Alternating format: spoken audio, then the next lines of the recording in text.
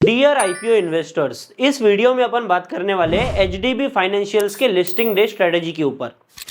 अभी ये IPO finally market में लिस्ट होने वाला है 2 जुलाई के दिन। अभी 2 जुलाई आने में तो अभी टाइम है, अभी के टाइम पर इसका अलॉटमेंट बेसिस भी क्लियर नहीं हुआ है। पर आप निश्चिंत रहो, जिसने भी इसमें रिटेल कोटा में अप्लाई किया है ना, उसको यहाँ पर कंफर्म अलॉटमेंट मिलने वाला है, अगर उनकी एप्लीकेशन कैंसिल नहीं होती, कोई एरर नहीं आता तो। अभी बेसिकली अलॉटमेंट चांसेस की मैं बात करता हूँ एकदम शॉर्ट में, जिससे कि आपको क्लियर हो जाएगा कि आपके अलॉटमेंट के चांसेस कितने बनते हैं। रिटेल कोटा का जैसे कि मैंने आपको बताया कि आपको कंफर्म अलॉटमेंट मिलेगा। अभी देखो, रिटेल कोटा में 1.5x का सब्सक्रिप्शन यहाँ पर पड़ा था, पर एक्चुअल में आप एप्लीकेशन वाइज जाओगे ना, तो एप्लीकेशन रिजर्व रखी गई थी 26 लाख, वहीं पर अप्लाई हुआ है मात्र 24 एप्लीकेशन। 1.5x सब्सक्रिप्शन इसीलिए बढ़ा क्योंकि एक आदमी ने काफी सारे लॉट भी अप्लाई करा है। ऐसा तो नहीं कि भाई एक आदमी एक एप्लीकेशन में एक ही लॉट अप्लाई करेगा, ऐसा नहीं होता है। मल्टीपल लॉट अप्लाई करने के कारण यहाँ पर ये सब्सक्रिप्शन 1.5 गुना से ऊपर चला गया, पर एक्चुअल में ये सब्सक्राइब हुआ है 0.91x का। मतलब जिसने भी यहाँ पर अप्लाई किया होगा रिटेल कोटा से, उसको अलॉटमेंट मिलेगा, और जिसने एक से ज्यादा लॉट यहाँ पर अप्लाई किया उनको लॉटरी बेसिस पर कुछ एक्स्ट्रा के शेयर्स मिल जाएंगे। ठीक है, आगे अपन स्मॉल एचएनआई पर थोड़ा देख लेते हैं, बाद में अपन कंपनी का वैल्यूएशन वगैरह देखते हैं और लिस्टिंग डे के ऊपर कितना प्रॉफिट हो सकता है। एक्चुअल में क्या हमको इसको होल्ड करना चाहिए या फिर लिस्ट होते सेल कर देना चाहिए, क्या स्ट्रेटेजी ओवरऑल बन रही है, उसके ऊपर भी बात करेंगे। स्मॉल एचएनआई की बात करूं तो स्मॉल एचएनआई में इनका सब्सक्रिप्शन पड़ा है 6.23x का, मतलब हर 6 में से एक आदमी को यहाँ पर अलॉटमेंट मिल जाएगा। वहीं पर मैं बिग एचएनआई की बात करूं, जहां पर कि अपन 10 लाख के ऊपर एप्लीकेशन लगाते हैं, यहां पर सब्सक्रिप्शन पड़ा है 12x का। पर क्योंकि बिग एचएनआई में आप अप्लाई करोगे तो आपको 14 का लॉट मिलता है, मतलब 14 लॉट के शेयर जो अलॉट होते हैं 2 लाख के ऊपर के। तो यहां पर आपका इसको डिवाइड कर देंगे भाई, अपन इसको डिवाइड करेंगे 5 से, तो ये निकल के आता है 2.4, मतलब हर 5 में से 2 आदमी को यहाँ पर बिग एचएनआई कैटेगरी से अलॉटमेंट मिलेगा। इतना सिंपल है। शेयर होल्डर कोटा में एकदम शॉर्ट में आपको समझा देता हूँ। शेयर होल्डर कोटा में सब्सक्रिप्शन बढ़ा है 4.5x का, मतलब अगर आपने शेयर होल्डर कोटा में 5 लॉट अप्लाई किए हैं तो आपको कंफर्म अलॉटमेंट मिलेगा। अगर एक लॉट अप्लाई किया तो आपके अलॉटमेंट के चांसेस बनते हैं 22%, 2 किया है तो 44%, ठीक है, 3 किया है तो 66, 4 किया है तो 88% और 5 किया है तो कंफर्म अलॉटमेंट। इतना समझ में आता है। अगर आपको ये चीजें नहीं समझ में आ रही है अलॉटमेंट की, तो आप मैंने ऑलरेडी एक वीडियो बना दिया, डिटेल डेडिकेटेड वीडियो है अलॉटमेंट चांसेस के ऊपर, आप उसको देखकर सारी चीजें समझ सकते हो। अभी अपन आगे आते हैं, सीधा आते हैं इसके वैल्यूएशन के ऊपर, क्या चीजें यहां पर चल रही है और किस तरीके से हम अपनी लिस्टिंग स्ट्रेटेजी बनाएंगे। पहली बात, कंपनी के बारे में आपको शॉर्ट में समझा देता हूं क्योंकि आइडिया होना जरूरी है। इन केस अगर हमको स्ट्रेटेजी के तहत आगे इसको होल्ड करना पड़ गया तो फिर कंपनी के बारे में तो पता होना चाहिए ना। देखो, एचडीएफसी बैंक के बारे में हम सभी को पता है, तो ये एचडीएफसी बैंक का एक एनबीएफसी आर्म है। एनबीएफसी का मतलब होता है नॉन बैंकिंग फाइनेंशियल कंपनी, जो कि बैंकिंग सर्विसेज प्रोवाइड नहीं करते, ये सिर्फ लोगों को लोन देते। और इनके जो इंटरेस्ट रेट होते हैं ना, ये बैंक्स के कंपेयर में हायर होते हैं, क्योंकि यहाँ पर कभी कभी कौन से लोन्स होते हैं वो सिक्योर्ड नहीं होते, अनसिक्योर्ड लोन भी एनबीएफसी देती है। एडिशनली ये एक नॉन डिपॉजिट टेकिंग एनबीएफसी है, मतलब ये डिपॉजिट कहीं से लेते नहीं है, ये डिपॉजिट बैंक से लेते हैं, सॉरी डेट लेते हैं, बरो करते हैं और उसको फिर आगे लेंड करते हैं एज ए लोन। इतना समझ में आ रहा है। इसीलिए इनका debt to equity ratio higher होता है। तो debt to equity ratio HDB Financials का निकल के आता है 5 का। ठीक है, 5 का डेट टू इक्विटी रेशियो किसी भी कंपनी के लिए खराब होता है, क्योंकि ये एनबीएफसी है तो ये बढ़िया माना जाएगा। ठीक है, इतना क्लियर है। दूसरी चीज अपन देखेंगे कि आईपीओ का स्ट्रक्चर किस तरीके से था। देखो, 12,500 करोड़ का ये आईपीओ था, जिसमें से 10,000 करोड़ का जो था वो था ओएफएस, ऑफर फॉर सेल। अभी मैं हर बार बताता हूँ, जिस भी आईपीओ में ओएफएस ज्यादा होता है, ओएफएस का मतलब ये होता है कि कंपनी के एग्जिस्टिंग शेयर होल्डर्स अपने शेयर्स मार्केट में लोगों को बेचते, क्यूआईबीज को, एचएनआईज को बेच के निकल जाते।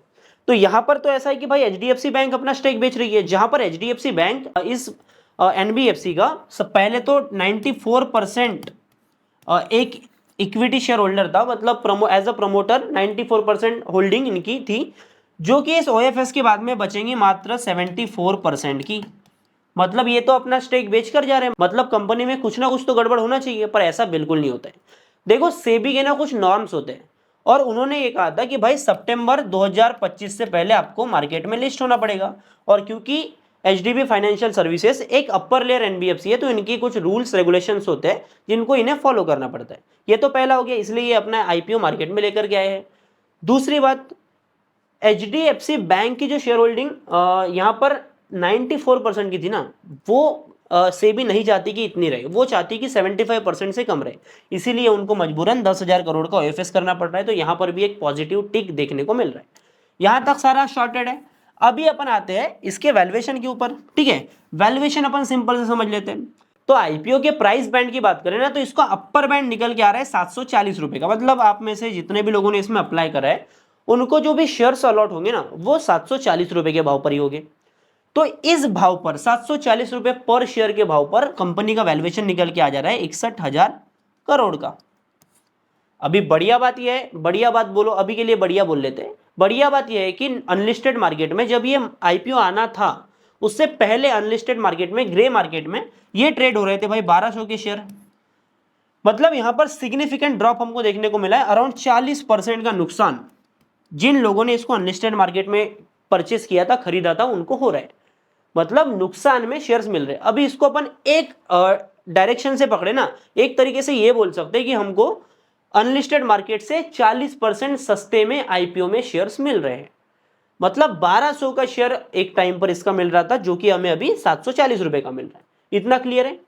अभी जो 1200 रुपए का शेयर ट्रेड हो रहा था ना, यहां पर इनका वैल्यूएशन मार्केट में गया था 95,000 करोड़ का। मतलब ये मार्केट कैप था कंपनी का, इतनी कीमत थी, वहां से गिरकर इसकी मार्केट कैपिटलाइजेशन लाई गई है 61,000 करोड़ की। तो अभी अपन प्राइस टू अर्निंग रेशियो के पर्सपेक्टिव से देखें तो इसका पी रेशियो मार्केट में निकल के आ रहा है। ये पी रेशियो में ले रहा हूं 740 रुपए के भाव पर। देखो मैं इस वीडियो में फाइनेंशियल्स में नहीं जाने वाला हूं, क्योंकि वीडियो की लेंथ लंबी हो जाएंगी और उसका कोई रेलेवेंस बनता नहीं है। आप एक बात समझ लो कि इसके फाइनेंशियल ग्रोइंग है, असेट्स लगातार बढ़ रहे हैं, साथ में ये ईयर ऑन ईयर बेसिस पर अच्छी खासी डिसेंट ग्रोथ दिखा रहे हैं, जितना बाकी एनबीएफसी ग्रो नहीं कर रही है, ठीक है। इतने बड़ी कंपनी होने के बावजूद इनकी जो ग्रोथ है वो काफी ज्यादा मैसिव है। तो 740 रुपए के भाव पर इनका आईपीओ में जो वैल्यूएशन निकल के आ रहा है, पीई रेशियो निकल के आ रहा है, वो है 28 का, ठीक है। बजाज फाइनेंस की मैं बात करूं तो बजाज फाइनेंस लगभग चलता है 30 से 35 के वैल्यूएशन के बीच में। कंपैरेटिवली बजाज फाइनेंस बड़ी कंपनी है, लेकिन अगर अपन पीयर से कंपेयर करें ना, तो ये अभी भी काफी कम इसका भाव हमको देखने को मिल रहा है। अभी मैं सीधा आता हूं यहां पर ग्रे मार्केट प्रीमियम के ऊपर, इसकी जीएमपी जो मार्केट में चल रही है उसके ऊपर। तो इसकी जीएमपी चल रही है लगभग 7 से 8% के करीब। लगभग इसके प्राइस के मामले में बात करूं तो ये 55 रुपए की जीएमपी चल रही है। अभी अपन आते हैं आईपीओ के लिस्टिंग के सिनारियोस के ऊपर। अगर 740 रुपए के भाव पर इसका शेयर आपको अलॉट हो जाएंगे, ठीक है, तो यहां पर अगर अपन प्रीमियम लगा लेते हैं 55 रुपीज का, तो ये आपका लिस्टिंग निकल के आ जाएंगे 795 रुपए की, ठीक है। तो एस्टिमेटेड अभी के जीएमपी के हिसाब से, अब देखो ऐसा नहीं है कि भाई जीएमपी के हिसाब से लिस्टिंग होती है, पर जीएमपी की लिस्टिंग के हिसाब से अगर अपन थोड़ा अभी पकड़ के चले तो ये निकल के आता है इतना ही, ठीक है। मतलब ये लगभग 800 रुपए के भाव पर हमको लिस्ट होता हुआ अभी के टाइम पर, अभी के कंडीशन के हिसाब से देखने को मिल रहा है। अभी मैं बात करता हूँ, अभी मैं इस तरीके से सोचूंगा कि मैंने एक रिटेल कोटा में अपना अलॉट लगाया हूँ और मेरे को यहाँ पर कंफर्म अलॉटमेंट मिल जाएगा। अभी मैं अपना थॉट प्रोसेस लगाऊंगा कि क्या मेरे को यहाँ पर रखना चाहिए या फिर नहीं, क्या मेरे को यहाँ पर अपनी स्ट्रेटेजी लगाना है। पहली बात, अगर ये लिस्टिंग हो जाती है 7 से 8% की, ठीक है, तो हमें प्रॉफिट हो जाएगा 1,000 रुपये तक का, ठीक है। 1,000 रुपये का प्रॉफिट हो जाएगा, बढ़िया है भाई, लॉस तो नहीं हुआ एटलीस्ट, ठीक है, इतना प्रॉफिट हो जाता है। अब इन केस यहां पर फ्लैट लिस्टिंग हो गई तो, ठीक है, फ्लैट लिस्टिंग हो जाती है तो क्या हो जाता है, फ्लैट लिस्टिंग हो गई तो क्या हमको इसको सेल कर देना चाहिए। देखो अभी अपन इसके लिए एक चीज समझेंगे, एक टाइम पर ये कंपनी का जो शेयर है ना, ये 1200 रुपए के भाव पर चल रहा था, हमको मिल रहा है 740 के भाव पर। और अगर ये 740 के भाव पर मार्केट में ट्रेड करता है तो क्या, इसके लिए अपने को एक चीज समझना पड़ेगा। अभी के टाइम पर गवर्नमेंट जो है ना, वो रेपो रेट काफी ज्यादा कम करती जा रही है और आगे भी चांसेस काफी ज्यादा है। चांसेस क्या, 100% आने वाले टाइम में रेपो रेट कट होगा। अभी जब भी रेपो रेट कट होता है तो एनबीएफसी कंपनी काफी ज्यादा ग्रो करती है। देखो ऐसी सिचुएशन में एनबीएफसी का वैल्यूएशन हमको ये मिल रहा है जब आने वाले टाइम में रेट कट होने वाला हो। अभी रेट कट कैसे होता है, जब भी कंट्री की इन्फ्लेशन काफी ज्यादा डाउन हो जाती है तब आरबीआई रेट कट करता है, और वाइस वर्सा, जैसे अगर इन्फ्लेशन बढ़ी तो रेट जो रेपो रेट होता है वो बढ़ जाता है, ठीक है। अभी के टाइम पर अपन सीपीआई इन्फ्लेशन की बात करें तो वो है अराउंड 2.5% से 3% के करीब, और अपना रेपो रेट निकल के आ रहा है लगभग 5.5 से 6% के करीब अभी के टाइम पर है। तो ये चांसेस काफी ज्यादा है कि रेपो रेट हमारा 4% तक है। ऐसे में पूरा एनबीएफसी सेक्टर इंडिया में ग्रो करने वाला है, मतलब कंपनी का फ्यूचर शॉर्टेड है। जिस तरीके से मैंने आपको वैल्यूएशन समझाया, कंपनी की वैल्यूएशन अट्रैक्टिव है। तो आप मेरे को एक चीज बताओ, अगर कोई शेयर्स आपको अट्रैक्टिव वैल्यूएशन पे मिल रहे हैं तो क्या आप उसको होल्ड करोगे या फिर नहीं? मैं लिस्टिंग स्ट्रेटेजी के ऊपर आऊंगा, ऐसा मैं आपको जबरदस्ती नहीं बोल रहा हूं कि आपको होल्ड करना है, कुछ करना है। मैं सिर्फ आपको वैल्यूएशन समझा रहा हूं। एक टाइम पर कंपनी के शेयर पूरे 1200 रुपए के भाव पर ट्रेड कर रहे थे, मतलब 1200 रुपए के भाव पर इसके बायर्स अवेलेबल थे, मतलब कोई ना कोई तो 1200 रुपए में भी इस कंपनी का शेयर खरीदने को तैयार था। वहीं पर अभी हमको 40% डिस्काउंट पर मिल रहा है। तो मैं अपना पर्सनल व्यू बता रहा हूं, मैं इसको होल्ड करने के लिए तैयार हूं। मैं ऑलरेडी बजाज फाइनेंस में इन्वेस्टेड हूं, और अगर मेरे को ऐसे कंपनी में इतने कम वैल्यूएशन में शेयर्स मिलते हैं तो मैं यहां पर रहूंगा। मैं ये चीज अगर आपको समझ में आई तो ठीक है। बाकी देखो, काफी सारे लोगों के लिए ये चीज इररिलेवेंट लग सकती है, क्योंकि कुछ कुछ लोग ना सीरियल आईपीओ इन्वेस्टर होते हैं। अभी मैं आपको सीधा बताता हूं, अगर आप सीरियल आईपीओ इन्वेस्टर्स हो, मतलब नो मैटर आपके पास में सिर्फ एक लॉट अप्लाई करने का कैपिटल है, या फिर आप 10 लॉट अप्लाई करते हो, या फिर मल्टीपल डीमेट अकाउंट से, मल्टीपल पैन कार्ड से अप्लाई करते हो, कोई फर्क नहीं पड़ता। अगर आप सीरियल आईपीओ इन्वेस्टर हो, एक बार फिर से बोलता हूं, अगर आप सीरियल आईपीओ इन्वेस्टर हो ना, नो मैटर कुछ भी हो, तुमको निकलना है। 5% का लॉस हो जाए, 5% का प्रॉफिट हो जाए, नो मैटर 10% का प्रॉफिट हो जाए, कुछ भी हो जाए, with in 30 to 35 minutes after listing अपने को निकलना है और आने वाले आईपीओ की तैयारी करना है। क्योंकि ऐसा नहीं है कि आने वाले टाइम में आईपीओस नहीं आएंगे, डेफिनेटली आईपीओ आने वाले हैं। और इसके बाद में तो आज ही मैं दूसरा वीडियो भी बनाऊंगा अपकमिंग आईपीओस के बारे में, 5 आईपीओस की अपन बात करेंगे।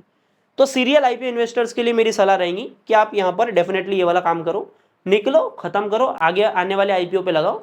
जीएमपी अगर सपोर्ट कर रहा है तो वहां पर अप्लाई करो, नहीं सपोर्ट कर रहा है तो आगे का देखो। और क्योंकि मार्केट कंडीशन अभी के टाइम पर काफी ज्यादा सही हो रही है, अभी के टाइम पर अपना निफ्टी 25,600 के लेवल के ऊपर है, अपना ऑल टाइम हाई 26,200 का है। एक बार मार्केट ऑल टाइम हाई चला जाता है ना, तो नो मैटर कंपनी किस वैल्यूएशन पे आईपीओ ला रही है, लिस्टिंग गेन उस आईपीओ में मिलते हैं।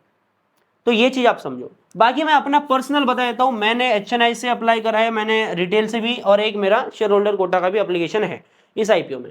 मैं अपडेट करूंगा यहाँ पर आपको कि मेरे को कौन से लॉट लगते हैं। बाकी मैं आपको एक चीज बता रहा हूँ, चैनल को सब्सक्राइब कर लेना, क्योंकि अपकमिंग आईपीओ का वीडियो आने वाला है, ठीक है। मैं अपनी बात बता रहा हूँ, अगर मेरे को लॉस दिखता है या फिर फ्लैट लिस्टिंग दिखता है तो मैं कुछ नहीं करूंगा भाई, मैं होल्ड करूंगा।